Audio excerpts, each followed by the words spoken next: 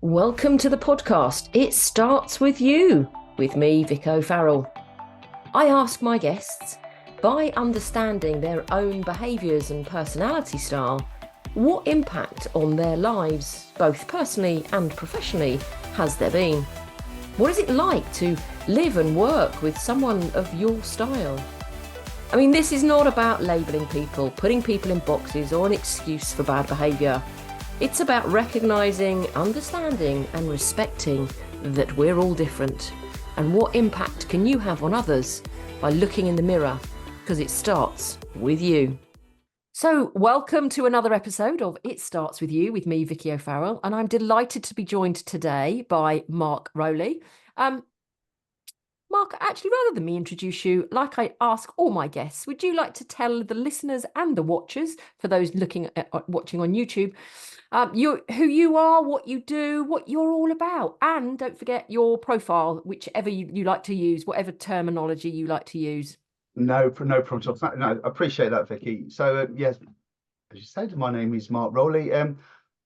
Part of my some of the things I do, my business hit leadership. I help businesses increase their productivity. I look at the way that they do things. I'm also a university lecturer. I teach a master's degree in leadership and management. I'm a qualified counsellor, so I help people with stress, anxiety, and trauma. I also teach self-defense, street self-defense. So that's something that I do just because it's a passion of mine. I think everything I do is to help people be the best versions of themselves and protect themselves. So counselling, protect your head, protect your mind. Self-defense goes without saying. Businesses, protect them from the evils of the paradox and things along those lines. So I am a red yellow, higher red than yellow, and actually it was down to Michelle Miles Porter and her Clarity and Essence program that made me realize with me, especially with me unmasking as well, my true identity and personality is coming out.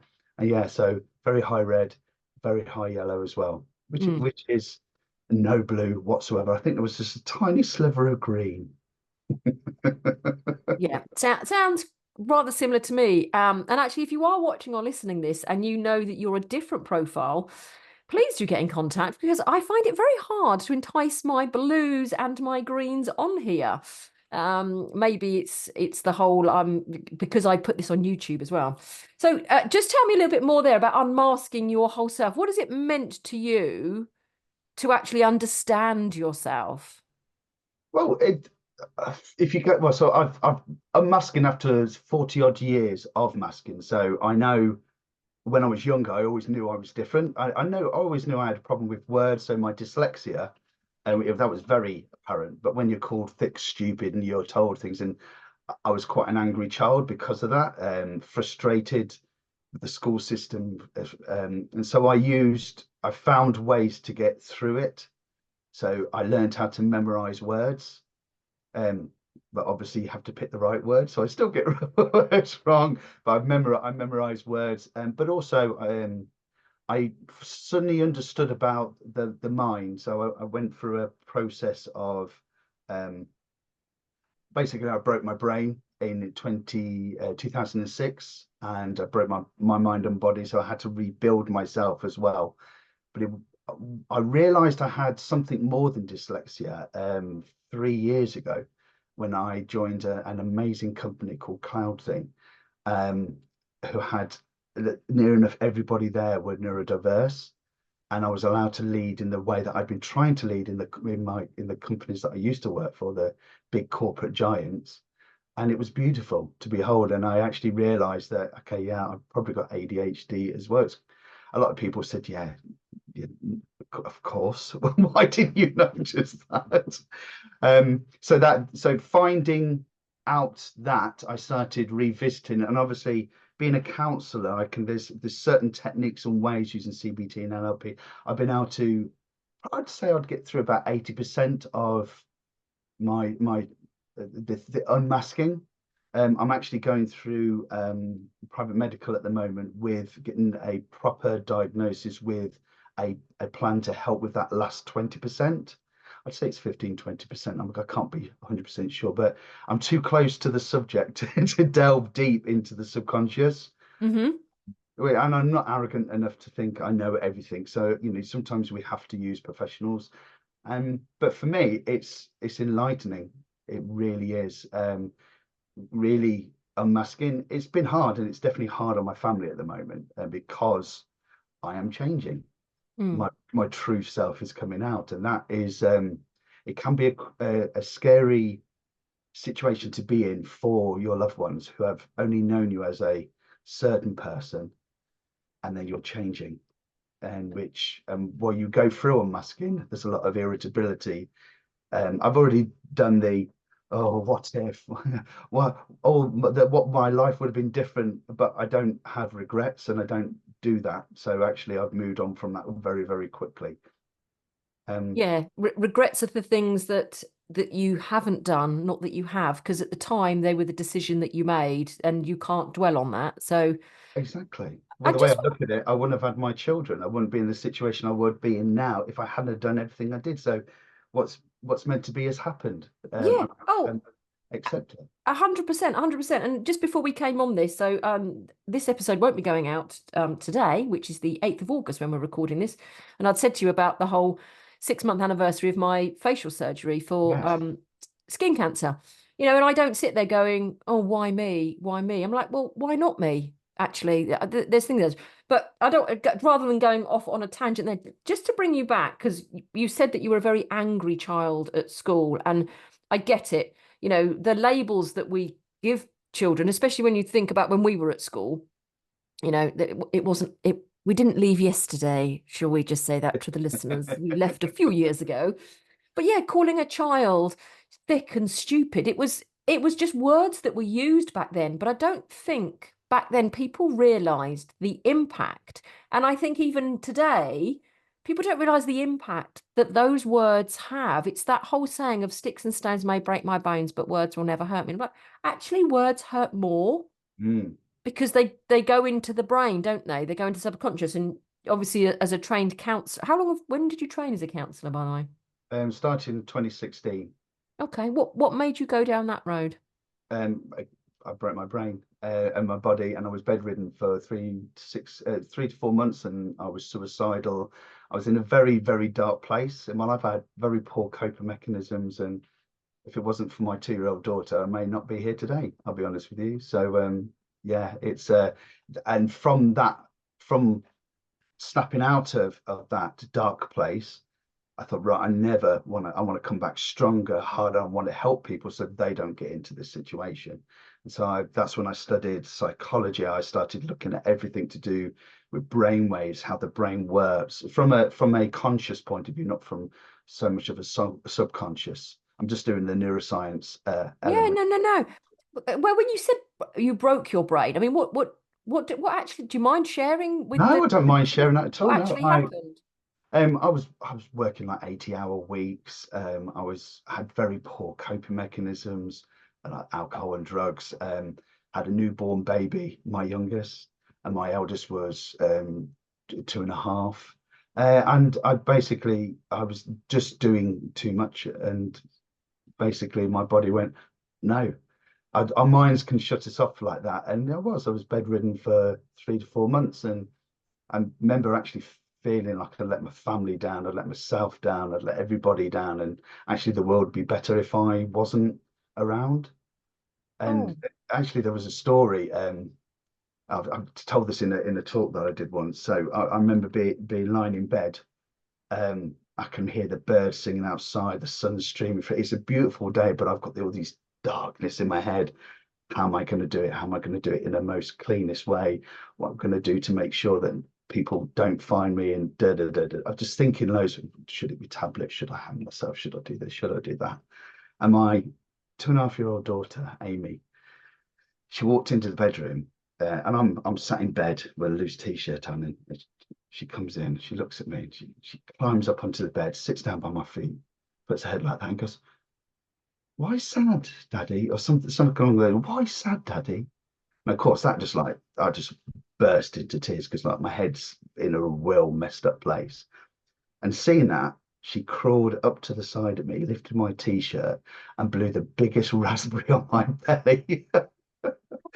And that just like that just it was amazing how it happened. Now I need to tell you now the reason why she did that, because as a baby, 1, 2, whenever she was sad, whenever she was grumpy, I had this thing where I'd go, right, come here, and I'd lift up a t-shirt and I'd blow a big raspberry on her belly, real wet one, really on her belly.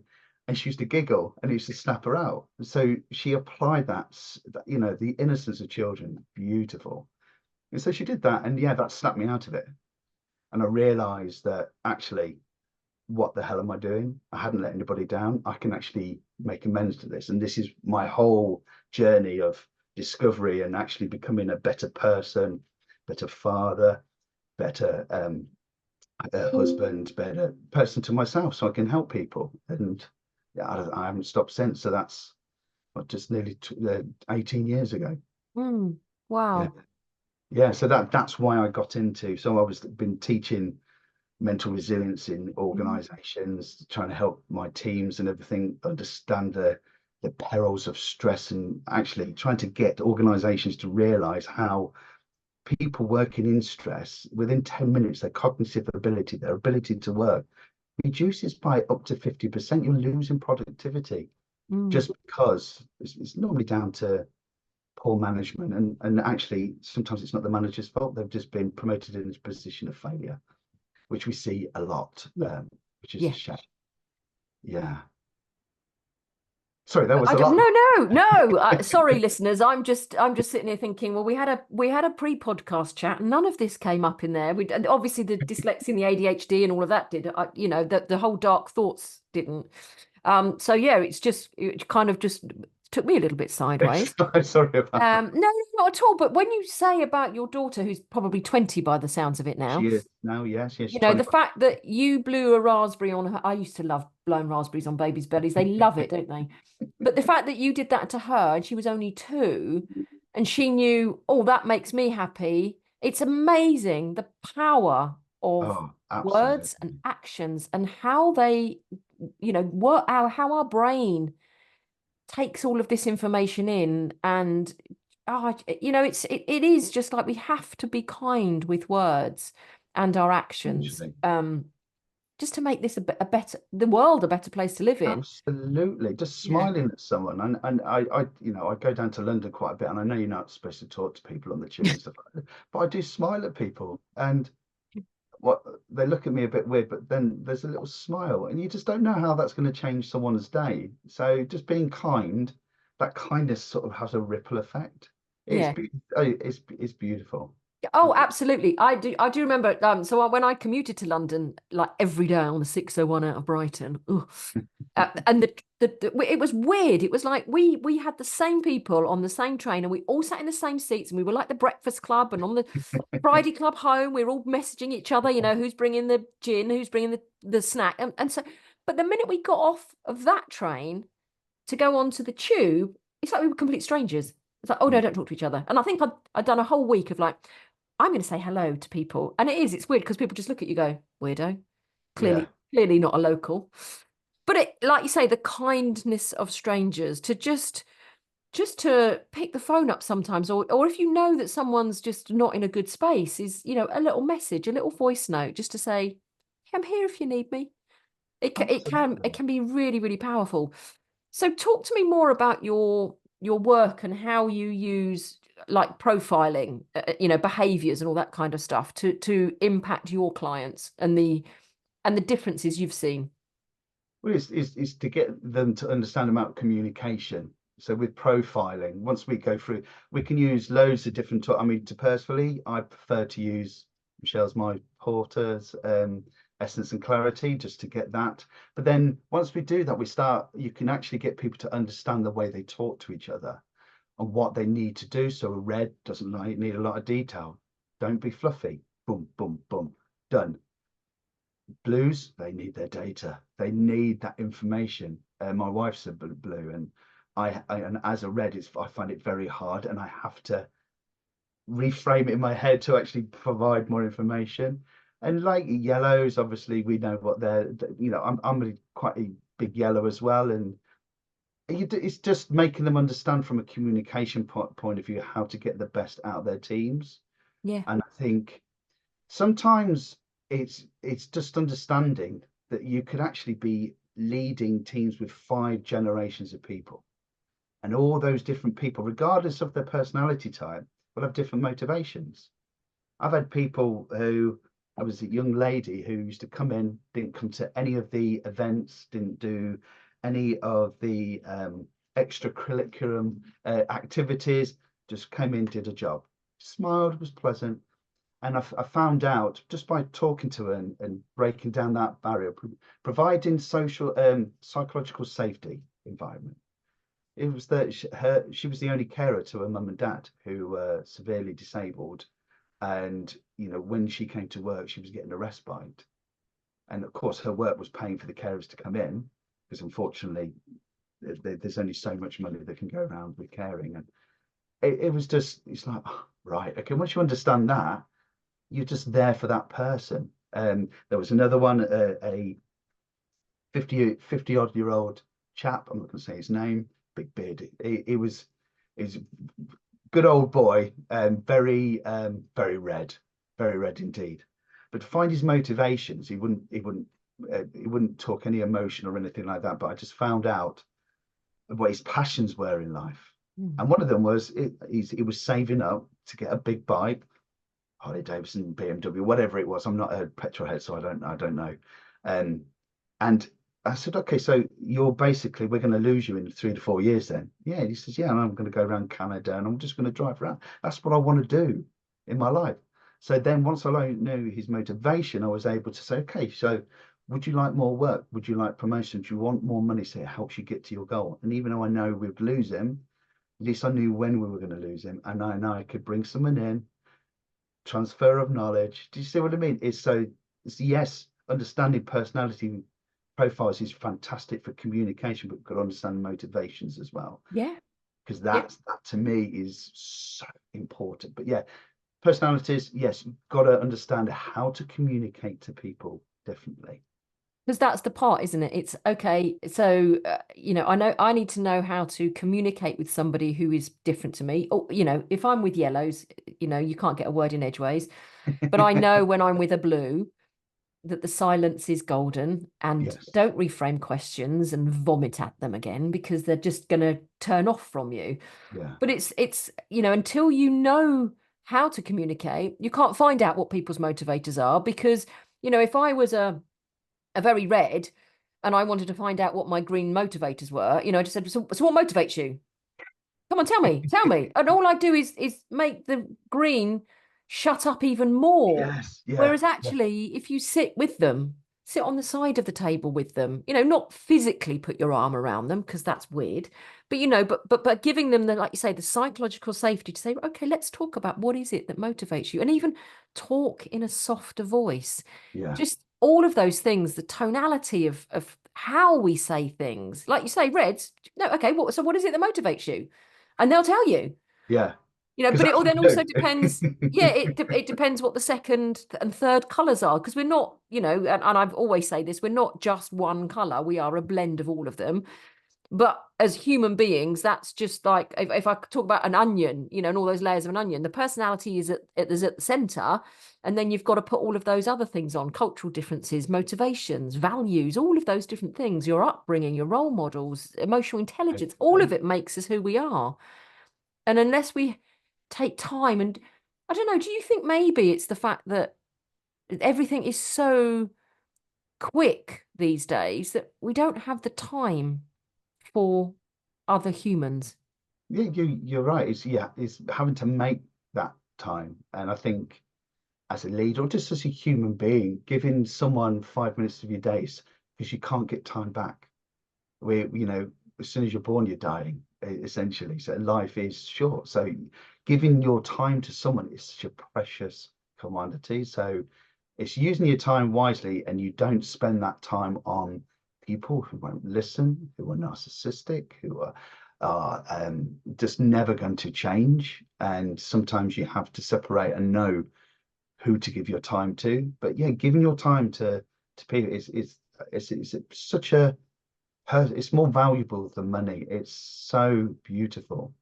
I think what you were saying as well, I think due to me masking for so long, I'm like quite a chameleon. So I find that I can change accordingly to the environment. It takes more. I am tired at the end of it. I actually teach international students. So, when I said I'm a university lecturer, Yeah. these are international students, mainly from India, culturally different, English being the second language. I have to break a lot of barriers. I have to actually break a lot of cultural norms and things like that. I'm a big, bold, white bloke, lecturer as well. So they unfortunately they call me sir, and I find that I haven't got used to that still. But it's I have to break down their boundaries to make them realize I am just a human being. One thing I do is I go into when we're doing our first assignment, when they've just started new cohort. They're all quiet and they're all sitting there, all meek and mild. And I say, do you know what? I absolutely admire and respect every one of you in here. And they're all taken back. I said, does anybody know why? No one puts their hand up. And I said, it's because you've come from another country into the UK, English being your second language, and you're fending for yourself. Your elders are in another country. They can't support you. You're having to support yourself. You're doing a master's degree in English language, in leadership and management in a language that's your second language. I said, this is incredible. You need to be proud of yourself just to be here at this point. And you can see their shoulders going back and they're getting taller. And I sit at the table next to them. And that breaks down and creates that psychological safety. And at the end of it, they're all talking, because it's the thing about how their dialect and how they sound when they talk English. And I said, look, there's no mocking in here. If you mock someone the way they talk, you're out. There's no tolerance. And I said, there's one voice in this room as well. So when one person talking, we use active listening, because it's like a business environment.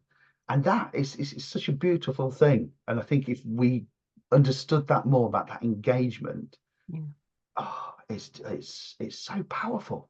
But it's beautiful. that, to you, hats off to you for doing that when you start, because you think of, I mean, I didn't go to university, but even if I think back at school, I remember I really loved French when I first had French lessons, because I loved the teacher. She was French, but it was all about, getting books out and colourful drawings and conversations and all this kind of stuff, and real interaction, real yellow. I mean, I knew nothing obviously about profiling them, but real how yellows would want to learn.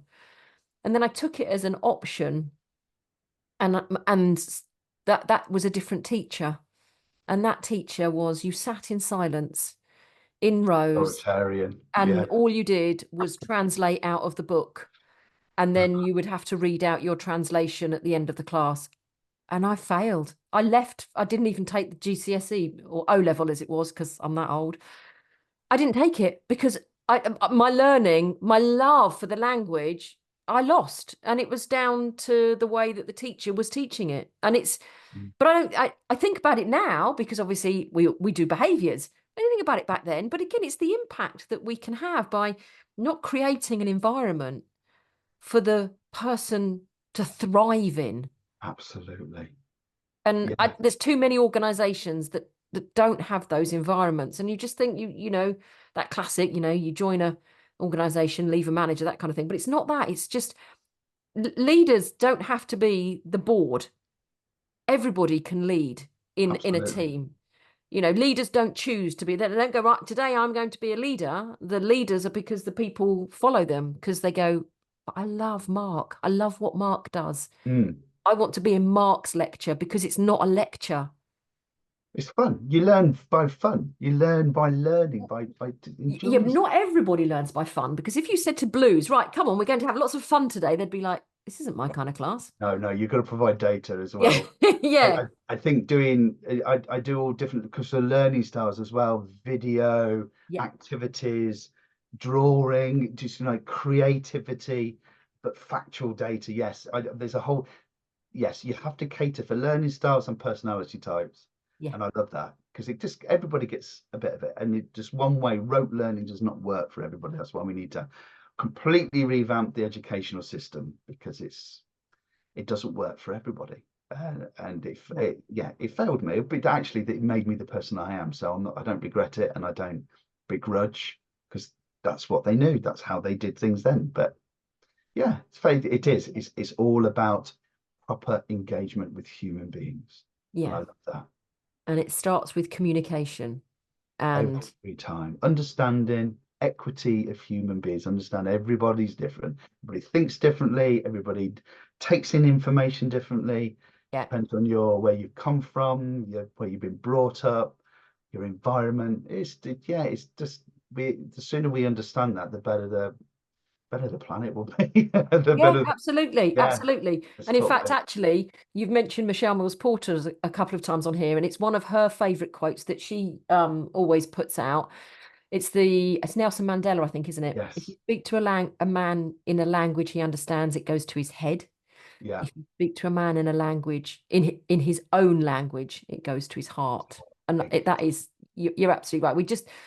We make the assumption that the person that we're going to talk to is like us, and that's just life. And until we actually know it, which is why I put this whole podcast together about It Starts With You, because I can't Empathy, change isn't it? anyone else Yeah. unless, I think you just described empathy, understanding how other people think, and sometimes that takes work.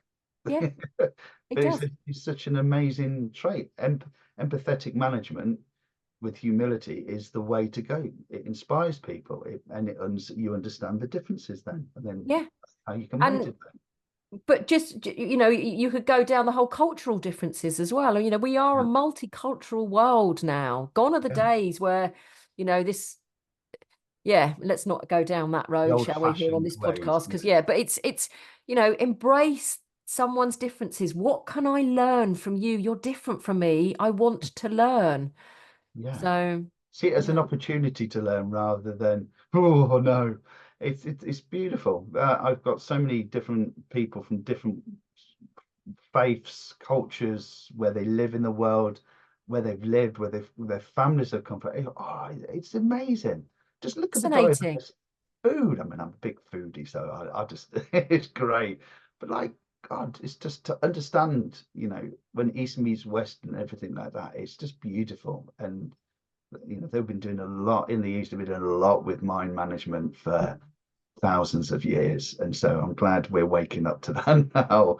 Definitely. Yeah. Oh, Mark, I could talk for hours on this subject. Oh, without a doubt. Yeah, yeah, and I'm kind of like going, oh, maybe we have to have a second episode, because I'm suddenly going, oh, didn't talk to you about your self-defense and blah blah blah. But I am making these episodes for about half an hour, which is what we've been talking about. So if you could give the listeners or viewers just like one piece of advice, what would it be?